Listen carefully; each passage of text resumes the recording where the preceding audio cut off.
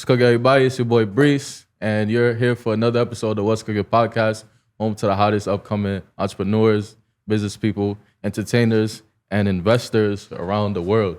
So today I have a very good, close friend of mine, somebody I knew for a while. She's somebody that's always been about her bag, you feel me? She's somebody who's like a very well-known investor, entrepreneur, and I'm gonna introduce her to y'all. Her name is Steph Rozay, and she gonna tell y'all a little bit about what she does.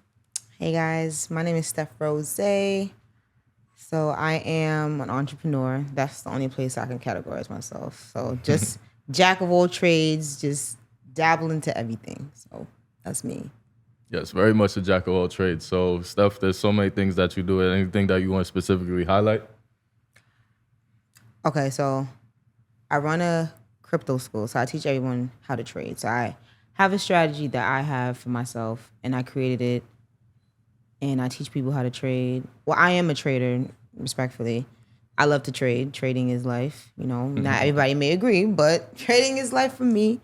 It's more of a skill, I would say, and definitely life-changing. So it's like, if you want to trade, you want to know how to train, you want to learn logistics, you know, tap in with me. Currently, right now, I am not accepting anyone. If you do want to do one-on-ones, yes. Link is in my bio. You can follow me at Steph Rozay, but yeah. Yeah. So one thing that we spoke about earlier too is just the fact that you can't say Steph without the rosé. So the backstory to how I know Steph is the first time I met Steph was actually through I was young, I used to go to parties a lot of stuff like that. So it's like I knew like all the party promoters, and I know Steph, you were a party promoter at the time too. So that's basically how how I know history. her. If you know, you know. Yeah, but Steph was lit, so it was like she knew everybody. Not everybody knew her. She didn't care to know everybody, so it's like I knew who she was, but she didn't know me. Mm-hmm. So I didn't meet Steph until I started getting into the trading game myself, and from there it's like we really been locked in as very close friends, and we always stuck together. Through all the issues that was going on in the trading, industry. She always had my back. I always had her back. I always, defended her. She always came to my defense. So, it was really just a close tie that we had there. And, for us to, make a friendship out of that is, it's amazing. Because some people, it's just business is business. Yeah, business. They go their separate ways after that. Yeah. And you've always supported me through the years through my food drives and everything like that. So much love. Oh yes, that's true. So I know a lot of you probably watching this saying, I've definitely seen her before. Yeah. So if you've been really in tune with our Instagram page, you definitely seen when she did the food drive and we went out there, took a couple pictures, did a couple videos and whatnot. So do you want to tell people about that? This year is year 7. So if you want to donate, out every year at the Hempstead train station. I started this 7 years ago. Because I do have a catering company. If you know, you know. There's too many ways you can know me, but I cook. So I used to, sell plates also. So for 5 years, I had my catering business for 10 years.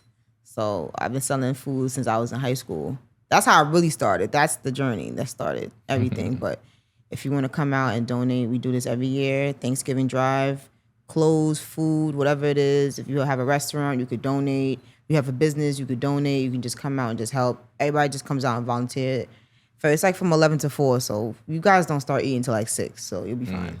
Yeah, I could miss a couple football games. Yeah, you can miss a couple games for that. But yeah, and I always make sure I find my stuff ahead of time because I know for a fact I definitely got stuff to give away every year. So. Yeah, definitely. If you don't wear it, then just, give it away. Yeah, and it's beautiful to see just the reaction to everybody. People, they don't hesitate. They're very thankful for it. They come get the food, they take the clothes. Definitely. That's what it's all about. I remember one time I literally I had a basketball era. The elite bags. Everybody wanted the elite bag. There was a little kid that saw the elite bag. As soon as I dropped it, he ran right behind me and picked it up right there.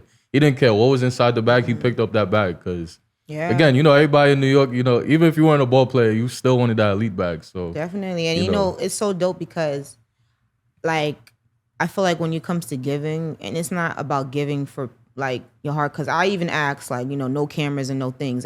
People that do come and take pictures, it started now, but it's this comes from the heart. So it's just to be around people all the time and to know that we have everything and we just sit here and complain. It's bro, there's people that don't have nothing. but they make it work and they're still happy. Like, you know what I'm saying? And, you know, shout out to everybody that does donate, because some people they bring out like Amaris, like they was getting Balmains. I'm like, damn, you like, you know, you get some good stuff. Got the You got Uggs, you got everything. So it's like, if you don't wear it, it's like, why not? Like, you know, but it's just the point of giving. It's the point of, you know, it's like you work hard. Okay, yeah, you have this, you have that, but it's like, what joy does that bring you? And I feel like you get a joy in just giving other people things that you would want, you know, and that's just what it is. And I know Steph so well. So when she mentioned the whole, you know, people coming to take pictures, I know exactly who she's talking about. We're not gonna be messy today. No, we're not gonna be messy today. It's okay. We don't even care about that. Yeah, but no, I mean, at the same time too, it's just like we're in the era of content creation. So you know, having actual photographers come out and do that to show like, hey, you know, this is something to do. I mean, something to give back to. Yeah, that's respectable. But like the people who just want, you know, no, I don't ask people to do that. Like there are people, a lot of people over the years, they ask to come. Like, yo, hey, come off the merit of you. But I'm not forcing anyone's will. I don't want to make, because at the end of the day, no matter what, I was gonna get up regardless and do it. You know, whether with cameras not. So when I first started, I've been doing this. No cameras in the beginning. So it's like I don't care for it. It's just like, you know, if you're gonna come from the goodness of your heart because you want to be there, not because I forced you, not because I'm telling you to, just do it because you want to do it. Like, you know, not because you're just trying to make it look like you do charity and stuff. Yeah, like let it come from your heart. They want that social media tax write off. That's what happens. Oh, I don't know anything about that. No, I'm joking. No. But yeah, so I actually liked how you pointed out. You said so everything started with the selling plates. It's funny because it's like it's like it's just like the traditional analogy of the little kid who makes the lemonade stand, right? Because it's like you start with the lemonade stand and then what happens next, right? It reminds me of Ed, Edd and Eddy, right? Ed is Ed. Which one was? I don't remember. It's Eddie. Eddie's the short one, right? Well, I don't remember. That was such an old show. All right, but anyways, right? So the one who was always like, he's always trying to find a way to do something different. It's like it's kind of like, you know, it's your example with, you know, the food. My example with the lemonade stand. It's like, you know, people are always gonna venture out into different things. Definitely. Just because they get that first taste of success doing one thing. Yeah. You know, and it's like, it's even like, you know, professional athletes, artists, stuff like that. You know, they found success in one thing. They venture off, they start, you know, doing things another thing. I think that's what it's all about. Not just with, you know, everybody's like life and what they do, but also with this podcast too. Because some of the guests y'all seen so far, you know, Steph included, like these are people that are serial entrepreneurs. They do multiple things, or they're about to stem out into different things, or they already have. Like some of our guests might have came here to speak about one thing, and they might have slightly tapped into something else that they do, or brought up something that they're about to do, you know. So I hope that's like something that, you know, the audience, the guys at home are actually understanding. Like, you know, it's not just about each episode is, okay, this person's talking about this, but it's like, this person talking about this, how could this help me get into things that I'm interested into, right? Somebody interested in real estate, you know, this person might watch the episode and say, okay, this person talking about real estate, but how can real estate help me do something like photography, right? Yeah. So diving into different aspects of entrepreneurship is key with what we're trying to do here. Speaking of which, so now how did you get into like the other things that you're doing? So like, okay, so because you have a list of things too that I even mentioned, or you didn't even mention. So if there's anything you want to get into right from there. I started hustling when I was a kid. So when I was a kid, it used to start off like lemonade stand. So I used to play chess. I used to use my little sisters as the face card. I'm like, all right, listen, I'm gonna make the lemonade and the Kool-Aid. Y'all young, y'all 5, you go get the gritties. So it wasn't like, you know, just really about money, but it was just the thought like, wow, okay, here I am making lemonade and people are giving me $20 so you actually were making lemonade. Yeah, I was making the lemonade. And so the Kool-Aid. Analogy was real. It was really happening. Real. It was really happening. So I used to make, you know, both my little sisters, you know, they just used to stand there like, lemonade. So we're like, I was like 12 and they're like 5, 7. So, you know, and then it ventured off into high school. And then when I was in high school, I started selling cupcakes. So I started selling cupcakes every day. So I was called the cupcake lady. So if you know, you know. I went to school in Long Island and that's just what it was. When I went to high school, I came in with 50 cupcakes every single day and I was hustling. It's like by second period, cupcakes were gone. And then it transitioned into food. So I was I basically was one of the first people in Long Island selling plates. Because I started 2013, I was selling plates. I started selling Rasta pasta. And then the Rasta pasta. I know about that. Yeah, Rasta if you pasta. know, you know. I had the Rasta pasta era on cook. lock. Okay. So there started Eats by Rozay. So Eats by Rozay established since July 13th, 2013. Okay, so since I was 17, I was selling official plates. And that is where it started into. But I didn't cook because of money or anything like that. So I cooked because I genuinely love to cook. You know, and even when I first started cooking out there, it was crazy. Like I didn't expect that much support that I got. It was to the point where like the whole block was filled. Like it was just like, oh shoot, like, you know, even my dad was concerned. He was like, yo, like, what are you doing? Like, what are you really doing? I'm like, bro, I'm selling plates, you know?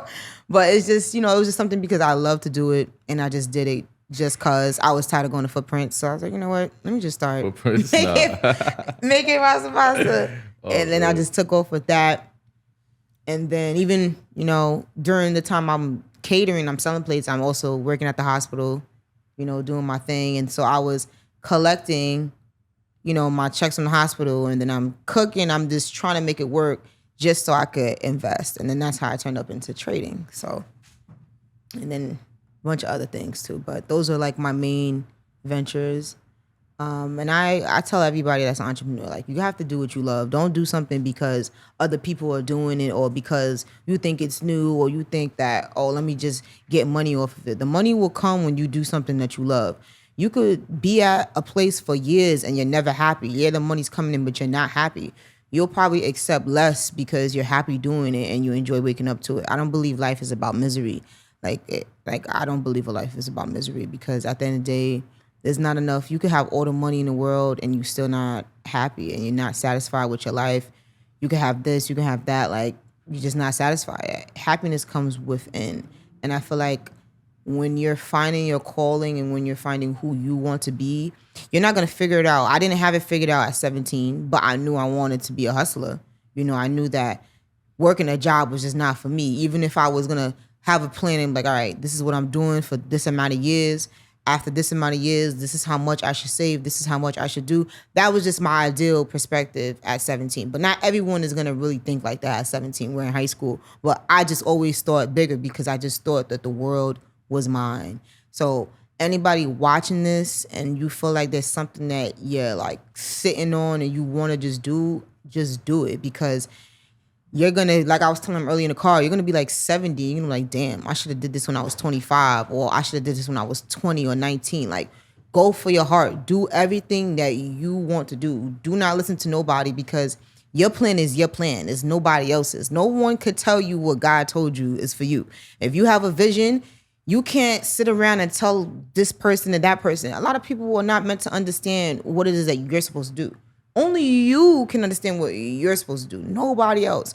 So I feel like a lot of time, even with me hustling, there was a lot of, you know, I had a lot of negative feedback when I first started cooking. It was just like, oh, why? No one's going to support you. No one's going to do this. And then everybody ended up supporting me. And then it turned into, you know, shout out to all the other chefs that's out there chefing, you know, all love. You know, I like seeing people doing their thing. At the end of the day, I don't care who's cooking and who's doing the same thing.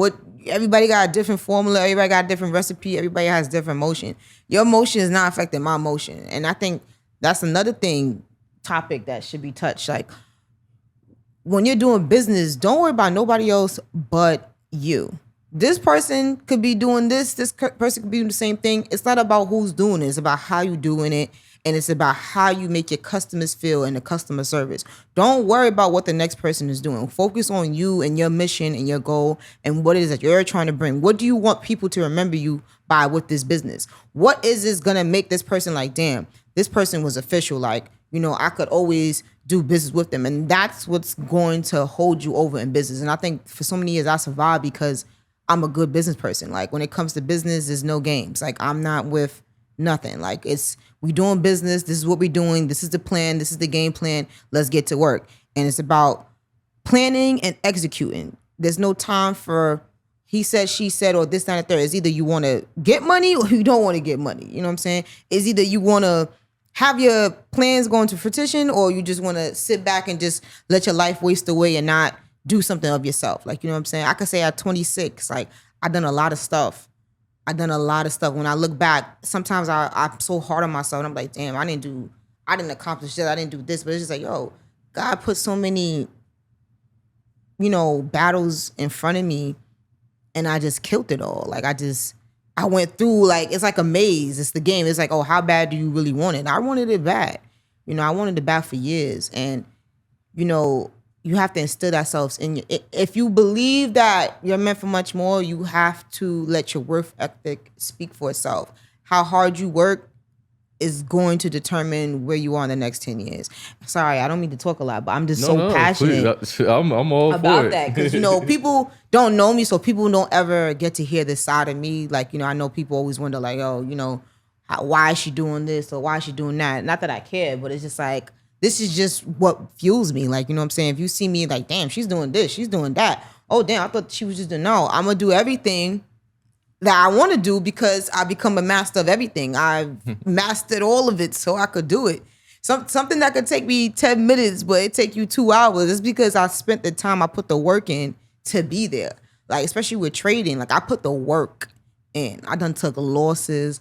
I done took, you name it, but I stay persistent in what it is. And, that's how God, stay patient, stay down till you come up. And that's how it is, you know what I'm saying? You stay down till you come up. If you believe in something, don't look at the losses. Don't look at none of that stuff. Like, don't take your losses as failure. Your losses is not failures. These are lessons, okay?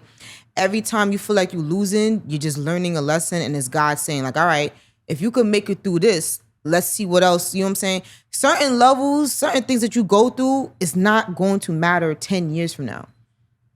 Like, the things that we're stressing right now is like God is laughing at you like, yo, if only you knew. Like, this is minuscule to what you're going, to where you're going. You know what I'm saying? Because if you say you want it, you want to be rich, you want to be a millionaire, you want to be this, there are losses and there are things that you have to go through before you get there. You can't have anxiety off of small shit.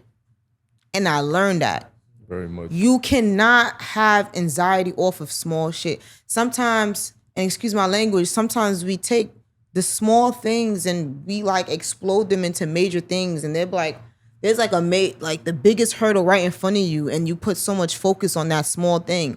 And it's like, damn, when we sit back, maybe the lesson that I learned in this small thing could have helped me accomplish this big thing.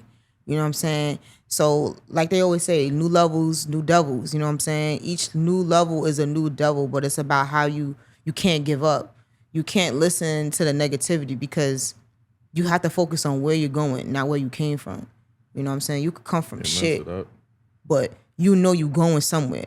You know what I'm saying? You gotta, it's like, and that's not to talk about or discredit what everybody been through. Like, sometimes it's not about where you from. It's about what you've been through. You know, there's people that could live in $1 million house and they're going through hell. You know what I'm saying? But it's about when you're going through that moment, what you do at the end. It's like, all right, I'm going through this. What am I gonna do next? How am I gonna get it? It's either I'm gonna stay in it or I'm gonna get the fuck out. And I feel a lot of the time we let our problems let us stay in situations. This is why we're not able to accomplish our business goals. When you feel like your situation is bigger than, you know what I'm saying, your goal, that's where you mess up at, you know, like, respectfully. Yeah, so one thing that you mentioned, it's something you actually mentioned in the car too. So you mentioned the idea of you want your name to stand out and, you know, kind of stick to where everybody knows your name, right? You said something along the lines of that. And you also mentioned that in the car, right? And it's also in the intro, I said you can't say stuff without the road to say, right? Definitely. So I like the fact that you pointed out, because it's like, you know, I see that with you. I mean, we just spoke about it literally on the ride here and just now vaguely, right? You've always been somebody that people knew the name of, even if they didn't know you personally. Yeah. People always knew your name. Everybody's always like Steph Rozay, and like you said, they didn't say just Steph. It's always Steph Rozay, right? So how does that make you feel? Like, do you feel like, you know, you kind of like got an accomplishment from it? Nah, what's crazy is like I think like I've kind of been in that energy of going viral since I was in high school. So it kind of started from Facebook days, like back in the day, Twitter. But it's like me being so young, I never thought of it like that. I wasn't thinking. I just thought like, okay, like, like you know what I'm saying. But I didn't know like what people. Nor did I care what people thought of me in high school. Like I didn't think like, I've heard a lot of things, but it's like, who cares? Like, but I didn't know. I was just being me. Like, it was just like social media. But I think like from then on, I was kind of used to it. Like I didn't really care for attention or anything like that. But when I felt like at a certain point, when I reached a certain, I'm like, all right, this is what's happening. Let me figure out a way that I could bring awareness to people or educate people or bring something, you know what I'm saying? While I have this energy coming at me. Mm-hmm. So I utilized my energy for good. You know what I'm saying? I didn't use it for clout. I don't care about that. Like I used it to help people and I used it to, support businesses, support my business and, put myself out there. But I think I never really, I didn't realize until as I got older, I'm like, damn, like I go somewhere and then like people actually like, it's either like, when you hear the name, it's like, oh damn, I seen your thing somewhere before. Or like, it's like different lanes. Like it's either you don't be from trading in the trading world or just, there's people that know me and I don't even know how they know me. No, because even when I met you in person, I didn't even say this earlier, but even when I met you in person, I'm like, oh, it's Steph Rozay girl, like the party, the party person, like the Facebook person. It's so many different. Because it was actually Facebook, not even party. Yeah. It was Facebook, then parties. Yeah, how I knew it's you. Facebook. If you know, you know. Yeah, because like me personally, I had nobody like on my Facebook from Long Island, so it's like. Yeah. And you know what else it was? And plus, I'm from Long Island, so they thought like, all right, when you see Long Island, it sticks out like, oh, Steph Rozay, she from Long Island. Do you know? And that's what I was saying earlier too, when I was just like, anytime I meet a Long Island person, I always ask, like, I'll ask you, do you know that person? Because it's like, well, shout out to Long Island too. They be trying to sleep on us. Like, yo, do you know this person? Like, stuff like that. Shout out to Long and Island vice versa. I'm like, Steph Rozay? They're like, oh yeah, I know who she is. Shout out to Long Island. It's so what we call it, Long Money Island. You know what I'm saying? Shout out to Long Island. Yeah. But sometimes they try to sleep. I fuck with Long Island. I think I grew up there too.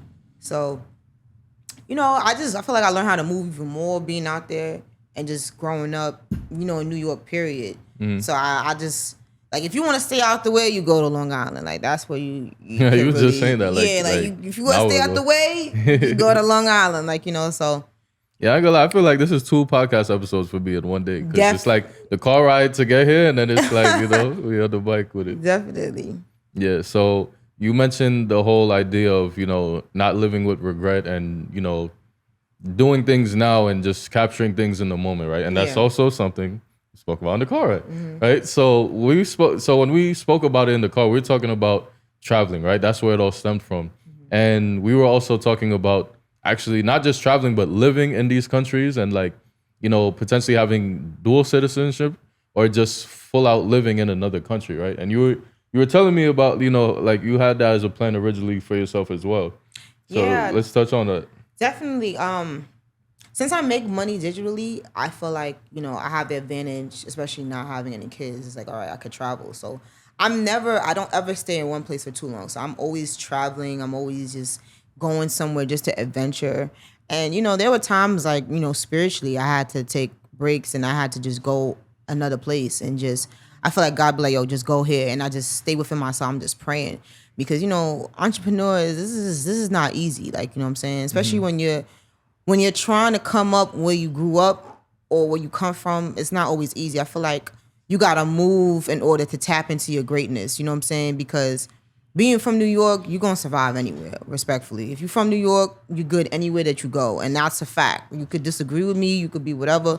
But being from New York, like, you survive the survival. Like, you know what I'm saying? You know how to maneuver. So it's like, when you go other places, it's like, wow, like, this is calm. Like, like, I don't feel like I'm in a rush or I have to do, like, you're able to just be within yourself and really just think. Like, when you're in New York, everything is like, all right, what's my next move? You never really get time to really sit back and be like, all right. You try to rush everything. So traveling and just a different experience and meeting new people, especially in business, you never know where your soul tribe is. You never know who God intends you to meet. There's so much, the places are bigger than where you're from. You know what I'm saying? So it's along those lines. And I feel like everybody, if you don't have any kids and you have a dream, if you feel led to go somewhere, just go. Like, you know what I'm saying? You have nothing to lose. You have everything to gain. You about to spend $1,000 in a club. that's a flight. You could have been in Houston. You could have been New Orleans. You could have been Ohio. You could have been somewhere, you know, at a rooftop, networking with your laptop, doing something, meeting people, putting yourself, you know, going to Eventbrite. Look at what's going on. Let's go see. If you like say you like to do music, go find a music convention somewhere. Take a flight, go there. You was about to go to the club. You could have went to Miami. You know what I'm saying? You could have went somewhere to network to put yourself in a better position. You know? So it's like, that's how I look at life. Every opportunity that you don't take, that you hesitate on taking, it's like, you're going to end up regretting it. You're like, damn, I should have did this. You know what I'm saying? When that door is open, jump. Yeah, so I actually have two takeaways from that. So the first one, when you were saying networking, I liked how you pointed it out, because people don't realize networking goes as far, like, you don't have to always be in some type of event in a suit and tie with a bunch of business cards to network. Literally could be the person that, you know, you're speaking to, like, and just walking down the block. You know, you might be at a red light, you know, standing waiting to cross the street. Yeah. And you might start talking to the person that's standing right next to you. Yeah. But I definitely want to give a big shout out to my boy Kimani, because he actually did a reel that I thought was very insightful, where he was saying, like, you know, the best way to network is through Eventbrite, right? There's so many free events out there that you could just go and find and go to those events and just put your face out there, you know, put your name out there, put what you represent out there, you know. So that was the first thing I wanted to highlight. Second thing too I like is that, you know, you were speaking about just, you know, for example, the $1,000 in the club, you could have took a flight somewhere and actually got a chance to enjoy and explore and see things. 'Cause I feel like a lot of people, social media kind of brainwash people into believing, like, well, one, that traveling is a social status. Like, if you fly everywhere, you're rich, right? Well, we know a lot of people that's putting themselves in credit card debt because they have points and they're gaining points, but they still put themselves in debt because they can't pay back their flights and stuff, right? We have those people, but then you also have the people who's like, you know, they just want to go somewhere just to take pictures. Like, they're not actually enjoying what's going on. Actually, before I even like linked with you, I was on the phone with somebody. I was talking about that, where I was saying, like, you know, there's people that go to different countries and even just the food, they won't even try the food. They'll go to, like, you know, and get chicken and fries. Yeah, that's exactly what I said. They'll go to, you know, Italy, they'll go to France, they'll go to Mexico, and they still, you know, I don't know. It doesn't look right to me. Like, I'm not. Okay. But it's like, what was the whole point of trying to explore and travel then? Like, just to be lit on Instagram? Like, instead of trying to fool, you talk about, I'm just going to stick with what I know. Like, just closed-minded, like you said. Yeah. So, yeah, that's something I feel like a lot of people got to understand. Like, you know, we done with the whole social status stuff, because a lot of us know us. We all know each other in real life. Yeah. I'm not going to fraud, if you feel me. People could point me out. Like the Bow Wow challenge. I don't know if you remember that. Like, this was way back. Bow Wow took like a picture in the airport saying he was going, like, I don't remember. I think he said he was going first class to Dubai or something like that. Oh, wow. And a fan saw him and called him out on his BS. It was like, no, it was just a regular flight to like Ohio or something like that. And then everybody called it the Bow Wow challenge, where people were like, you know, like flexing something. Like, somebody would take their parents' car keys and be like, oh, I just bought a Beamer. And it's like Toyota keys that they take a picture with, like, just trying to clown Bow Wow, basically. But this is what the thing, clout sells for people. Like, you have to realize that too. Yeah, lifestyle marketing. It's a lifestyle marketing. Yeah. So at the end of the day, people, that's just what they're gonna do. And it's like, this is the reality. This is the way we live. It's just like, a lot of people don't live in the now. They don't appreciate the now. They don't appreciate, you know, it's crazy. Like, I feel like if I was in high school, like now, like, yo, seeing these kids coming, I'm married this, I'm like, damn, like, this is like, you know, YSL, this bag, this. I'm like, girl, like, we was young. I mean, I ain't gonna lie. I feel like a lot of these kids are wearing knockoffs, though. We used to get fly, but I feel like now, like, for the young kids, that's all they glorify. And they're not glorifying anything else. They're just glorifying status symbols and just, like, they feel like they're supposed to already come up at 17. And I don't think that's... I think it's just really, and it's crazy. It's just drenching the community as a whole. Like, I feel like the kids are not allowing themselves to be kids. Like, you're not allowing yourself to dream. You're not allowing yourself to really experience who you are as a person. And, you know, you're so focused on what other people think of you and what society brings of you. You think you're supposed to have, like, you know, biggest like boobs, you know, all these things. Like, this is an example. BBLs, like most of these girls just think that, okay, in order for me to get attention, I have to look like this, or like just me as a person, like me being natural. People like, oh, why are you natural? Like, what do you mean? Why am I natural? Like, this has become such the norm, and I'm not knocking nothing, like nobody or anything like that, but it's just like, why do we have to fit like a persona, or like what social media, or just because a celebrity does it doesn't mean I have to. Look at Drew. Yeah, like all these little kids, they think they demons, they thugs, they this, they that, and then yeah, words are powerful. kids are like 5'5", getting punched out, you know, like by grown ass men, like because their parents got put them in the place. There's no respect. There's no respect no more. I think morals is out the window nowadays. Like there's just no morals. Everybody thinks they're at the same, you know, level. So it's like no one respects nobody. Yeah. There's no. You know, maybe because I grew up in respect and morals, so it's different. I mean, we Haitian, you know how that goes. Yeah, I'm Haitian, and you know, just in general, like I just grew up with morals, so it's just like I knew how to respect. Like when you walk in, you see an elder person, you say hello. You know, you even if you walk in the street, you nod your head. Like that's just the appropriate thing to do. Like you have, like it's nowadays, it's just there's no respect. Like no one has respect for each other, and I think like you don't gotta like me, but you could respect me.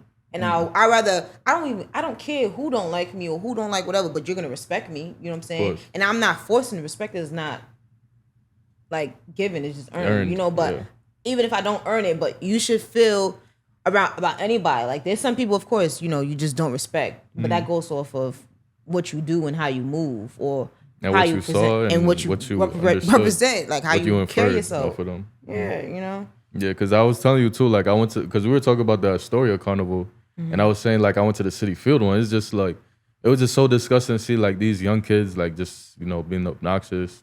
You know, they're throwing, I didn't even tell you what they was doing, but it was like they had these kids fighting for no reason. I mean, I can't say for no reason, but still, you know, little kids at that age, what they really fighting over, right?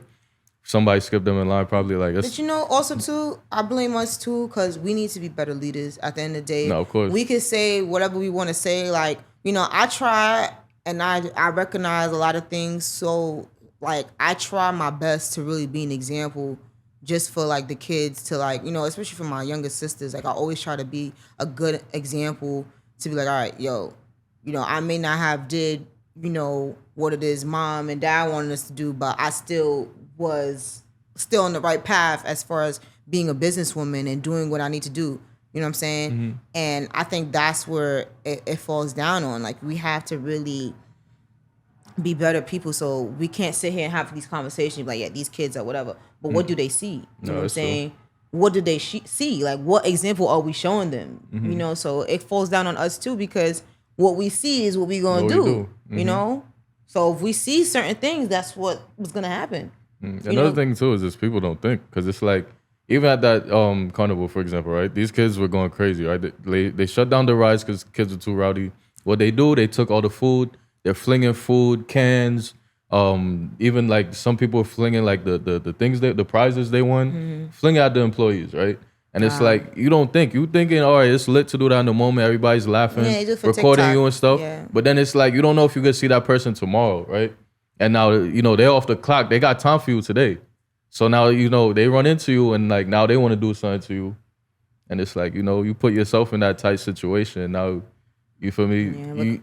You know. But kids are going to be kids. So it's like they're going to, listen, you got to learn your own lessons. Like, even if your parents, there's many times our parents told us to do stuff and we didn't do it. So it's like, you got to. But their parents swear they're a good kid. Yeah, and shit, but you know? Most of the time you don't know how your kid acts when they go to school. That was all of us. That is true. Some people used to go to school and they were a completely different person. They used to change their clothes. It's just, you know, that's just what it is, you know? And I just feel like you got to learn for yourself. And then you see, you know, your mistakes later on. But when you're a kid, you're a kid. It's like, there's only so much you could do. Yeah. You know, it's easily influenced. So it's like, you're going to do what you want to do. You can't control that. It's just life. Mm-hmm. You know? Yeah. So when you look back at us, we wasn't so perfect neither. I feel like, yeah, you know, we come from, growing up in the 90s, it's like, you know, we're a different breed. The millenniums is, that's how you say it?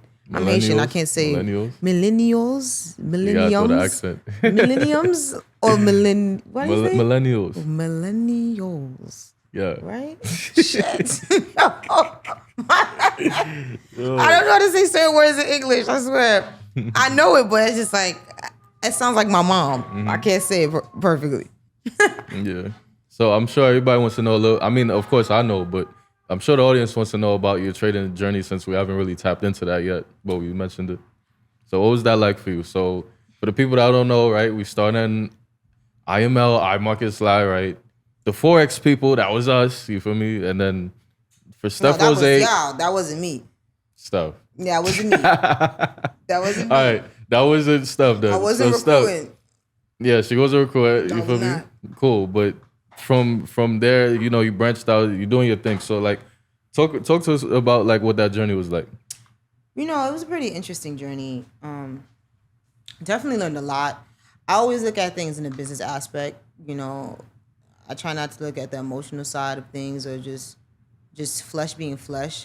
But I feel like there was a lot to learn in an aspect. But the major lesson is that a lot of people we're too focused on the wrong things, because I feel like with that whole era, there was such a bigger skill at hand that was right in front of us. And I can't speak for everybody, but I can only speak for myself. You know, I took a hold of it and I created my own concept, but I think a lot of people just, you know, did their own thing, whatever they felt comfortable. But I think a lot of people dismissed the skill. And the skill, like, I think this is a skill I can teach to my kids, my children, their children. This is a generational thing that I could teach. It's about a skill. That's like you being a tradesman or you being a plumber or you being whatever, any skill, like skills, period. Knowing something. And because we're entering an era where it's digital, this is a very important skill to learn. Like, don't think for 1 second that there's someone in China not teaching their kids, you know, how to trade at 4 years old. They're doing it. It's happening. And I feel like in America, we take things for granted so much that people, you know, bypass things that really could change your life. And I think within that journey, I just locked in. Like, I did not let up. I didn't care what no one had to say or how anybody felt. Because now when you look at it, now everybody's a trader. Like, you know what I'm saying? So I wasn't doing it when people thought it was just to be where I really had intentions. Like, you know what I'm saying? I already knew about stocks and stuff. My mom introduced me to stocks when I was a kid. So when I was 17, I bought my first Bitcoin. And it's crazy. I lost that account. Like, I don't even know the password, the email, nothing. I was 17. I bought it 2014, right before the purge. So it's just like, you know, I always thought about that. And then once I was exposed to, you know, trading even more, and then once I learned for myself that I could trade Bitcoin, it was like over. So I became like the Bitcoin queen. And I've held Bitcoin since 5K, 4K, 6K, every entry, it's me. I'm just holding. Yeah, we don't have that like debate, if you know, you know, but I don't let up. Like, with trading, it became a life for me. I was able to even retire from the hospital, you know. And I do cybersecurity too. That's another thing I didn't even talk about. But I'm a hacker too. But it's like, forget that part. Like, it's just the trading period. You know, trading period. It's a very interesting journey. It's highs and lows, but it's very profitable. You know, was able to accomplish a lot, able to do a lot with trading. I'm able to live how I want to live with trading, regardless of what anybody feels or thinks of it. Like, I just think that it's a skill that I'm gonna always have for the rest of my life. And I could sleep and make money. And that's just what it is. You know what I'm saying? I'm able to be here right now, you know, and not worry about, oh, I have to check into work, or, you know what I'm saying? Yeah, it's just changed my life. Not gonna lie. Yeah, so you did tap into cybersecurity. So that's something I completely, listen, you do so much stuff, I be forgetting. And it's crazy because when we were in the car, I was thinking about asking you about that, but I've been hacking since I was 10 though. So this is something You said what? Since I was 10 years old. Hacking? Yeah. Oh, okay. Yeah. That's what I thought you said. I was like, wait, hold on. Yeah. So I've been in computers. My dad was into computers. Well, everybody, like, that's how I learned how to write my name when I was 3 years old on the computer. So my parents were tech people. So I grew up, you know, in tech. Like, my uncle was a computer engineer. So I used to watch him a lot growing up. So I used to learn how to build computers, taking them apart, put them together, you know. And then plus my dad was in the military. So extra type of strictness. So I had no choice but to be in the computer, even though I had like my little parental controls. I used to bypass, shout out to my dad, but I used to bypass. My dad used to hack me. I used to hack him back. And he used to tell my mom, Betty, this is not good. Kelly is too smart. She's too smart. Like, sorry for the Haitian accent. I just had to do it. But so I used to just hack my dad. So, we used to go back and forth. Like he used to find me. That's where my name came from, Steph Rozay. I added Rozay to my name because my dad was trying to find me on MySpace. So I love Rick Ross. So I was like, fuck it. Okay. Steph Rozay. I was like, all right, that's my name. I was like 13. I was like, all right, Steph Rozay. And that was my name on MySpace. And it worked for some years. And then he hacked me. He found me too.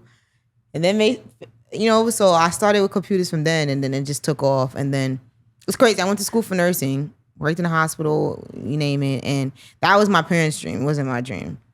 And I worked in the hospital for 5 years since I was 19 years old.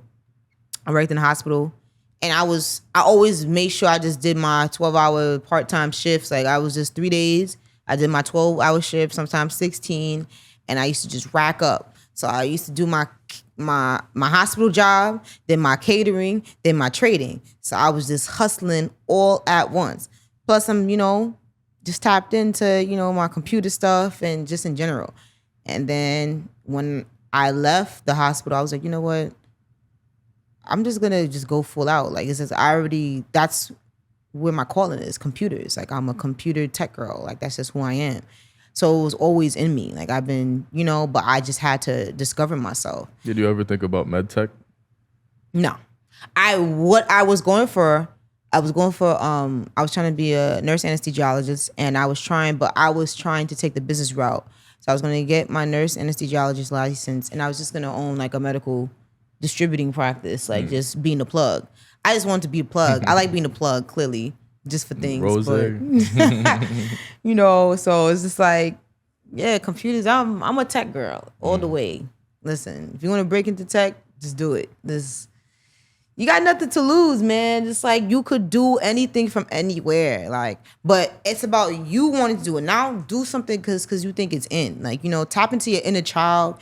See what it is what did you enjoy doing as a kid that you feel like, oh, okay, I could do now. Like, I love computers as a kid. So I'm like, all right, that was my inner child. I get a thrill off of fixing computers or just being on a computer or just being a person someone calls and like, oh, can you do this? Can you do that? Like, that's just what it is. Like, I feel like it's crazy how, we're already in a computer time period. So it just works out. I feel like that's how God wanted my life to play out, Right place, right time. Yeah, I think even though I did do a lot of things on my own free will, but that wasn't God's plan, but God still made sure I came back on the path after I learned my lessons. Learned a couple lessons and then, it's like, I feel like now I'm like in my calling. I can actually say I'm happy to do what I love to do. I'm happy to just sit here and speak to you guys, whoever's listening. I just feel like I'm happier this way. I don't feel the anxiety or the pressures of the world. I'm just moving and living how I want to. Mm-hmm. And like tech did that for me. Trading is tech, so everything is tech. Everything. That's what it's all about. Yeah. So to wrap up, what's next for Steph Rozay?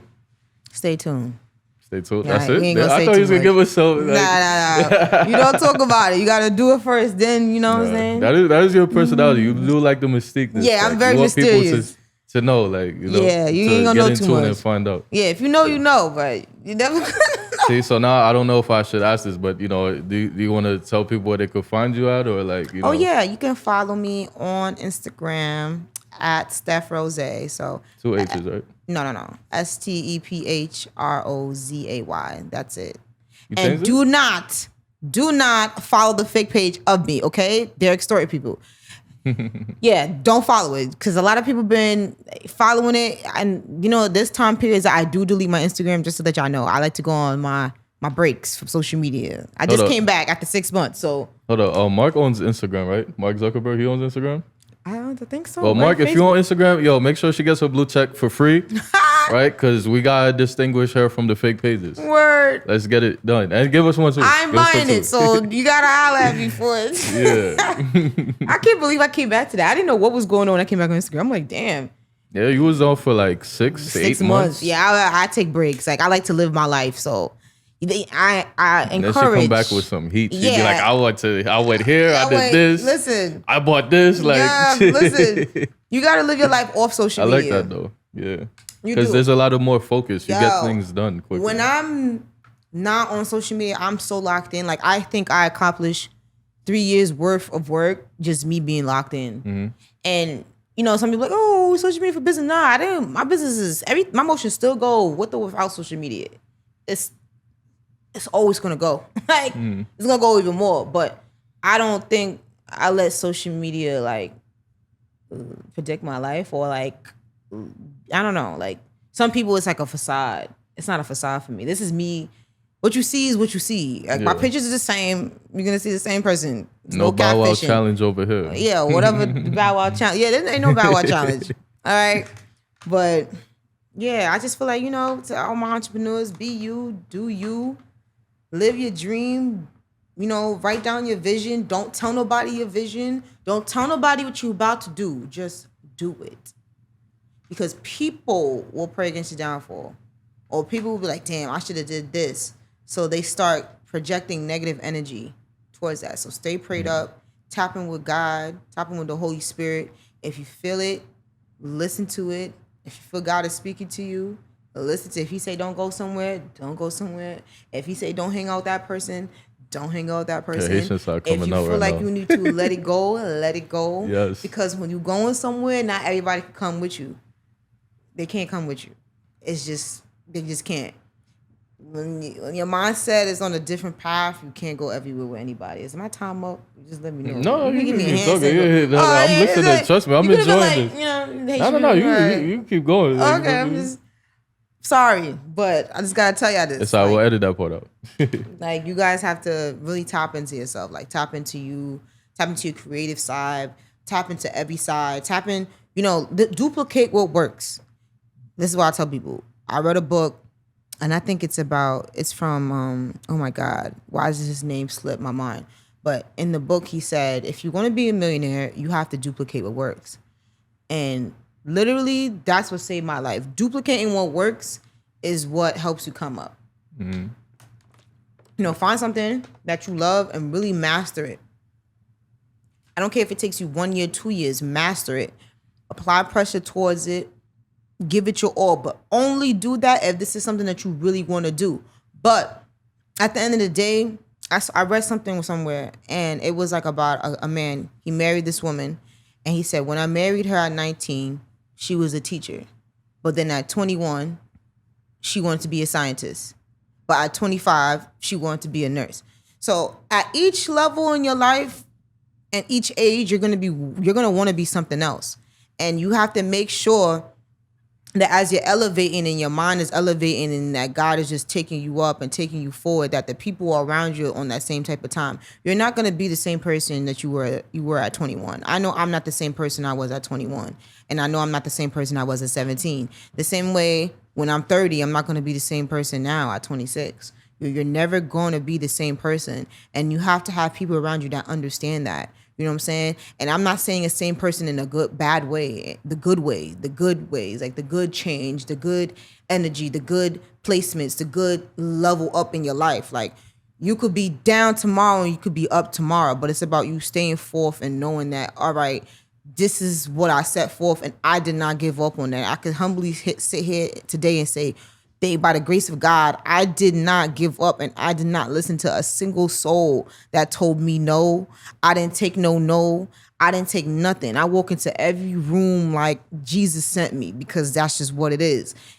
I feel like I'm not at places for no reason. There's either I'm there for a reason to talk to somebody, or God is giving me a message to dispute with somebody. And if you're that somebody, like, listen to it. You know what I'm saying? Don't forget everything.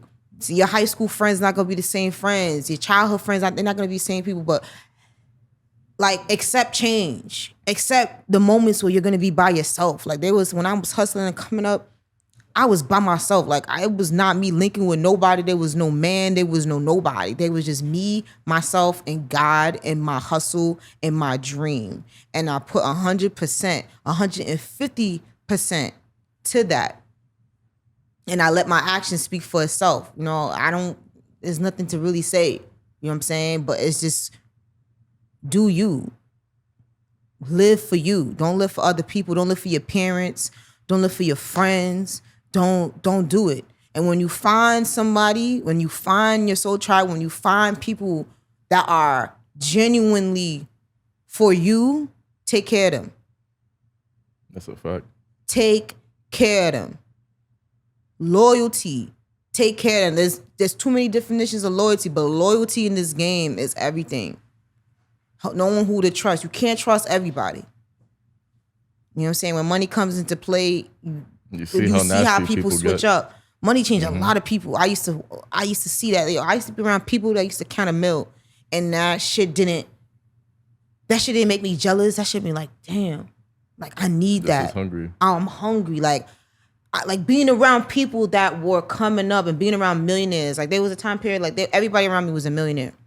Like right now, everybody that is around me, I could call. If I said I wanted 20K, they're gonna give me 20K just because they know who I am as a person and they know what I could do and they know, you know what I'm saying? But those are the type of people I have around me. Everybody around me is in a place where they're not hating on nobody.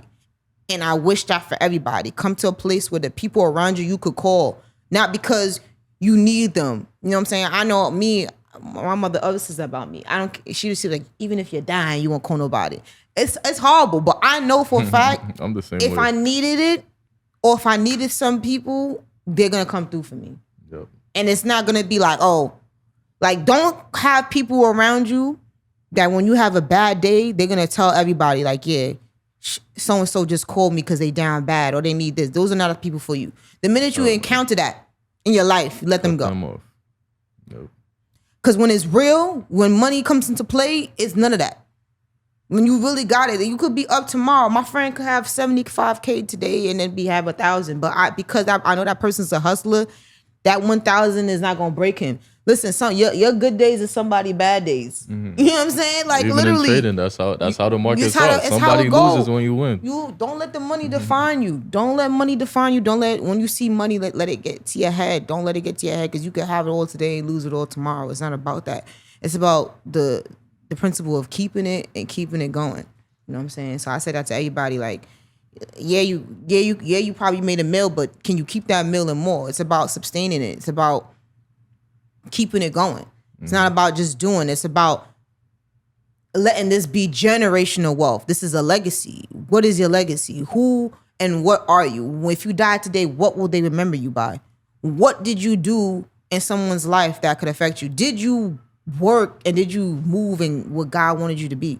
Like, did you really, like, sometimes you have to really sit back and be like, yo, God, what do you want from me? I keep doing what I want to do, but what do you want me to do? Right. And that's how God blessed me. I didn't look at what I wanted to do. You know, by the grace of God, it worked in my favor that God still aligned it with what I was craving to do to be my purpose. Mm-hmm. And when you work in your purpose, you don't worry about money. You don't worry about nothing. I don't have anxiety about nothing. I don't worry about anything because God doesn't allow me to worry. When you start moving and you start giving God everything, that's what you call really being wealthy. That's what you call rich. When you're rich in your spirit, rich in your soul, rich in your heart, rich in your motives. It's not about what you got on or who you around. It's about you and your character. Your character and your energy speaks louder than anything. You know, so yeah. I don't want to say too much, but I think I said a lot. It was definitely a lot, you know, especially too. The one thing I actually was surprised you didn't mention, you know, just being like a woman in all of these industries, you know. Yeah. It's very competitive. Very. So, you know, it was very inspiring and motivational to hear what you had to say. And, you know, we definitely appreciate you coming to our platform. It's something, again, this is one of, I tell you guys all the time, there's select few people that I reached out to in the beginning of this all. This is definitely one of the people that I reached out to, you know, one of the first people that was supposed to be here. On my initial list of guests, she was definitely like, I think the third or second or first, she was somewhere there. You know, not that the order mattered, but you feel me? That was definitely one of the first people that came to mind. I said, yo, I have to get up here. So, you know, I definitely appreciate you coming out here. No, I appreciate you guys. You know, so Shout out to y'all. Y'all see what's cooking with stuff. Shout out to this episode. Watch this podcast. You know what I'm saying? Yes, for sure. And again, don't be in a DM on no rah-rah shit. You feel me? And don't be on those fake pages trying to think that's her and trying to do business because they will scam you. They will scam you. I done hacked a couple of them. We're not responsible. Disclaimer. Don't send them no money. It's not me. I will never ask you for money, okay? Never. Yeah. Okay. And just like that, stuff is a pleasure. I'm Brees. You already know. I'm Steph Rozay. Make sure you like, comment, subscribe. Check out our other platforms as well. Check them out. And we out.